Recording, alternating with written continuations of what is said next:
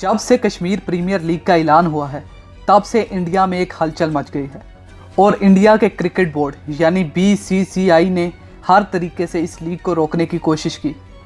पहले इंटरनेशनल प्लेयरों को वार्निंग दी कि आपको बाद में इंडिया में काम नहीं मिलेगा, फिर ICC को लेटर लिखा कि ये कश्मीर लीग आप किसी तरीके से रोकें क्योंकि कश्मीर एक ऐसा हिस्सा है जो कि इंडिया और पाकिस्तान के दरमियान इख्तलाफ ला सकता है। और यहाँ तक कि BCCI ने यह भी कह दिया कि अगर कश्मीर प्रीमियर लीग हुई तो इंडिया कभी भी पाकिस्तान के साथ मैच नहीं खेलेगा, चाहे वो वर्ल्ड कप ही क्यों ना हो। मगर इस सब का जवाब इंडिया को मिल गया जब हर्षल गिब्स यानी कि साउथ अफ्रीकन खिलाड़ी ने अपनी वीडियो चढ़ाई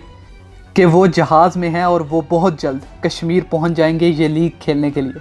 जिससे हर्षल गिब्स को इंडिया भर से बुरे अल्फाजों में याद किया जा रहा है। मगर अब वो पाकिस्तान पहुंच चुके हैं।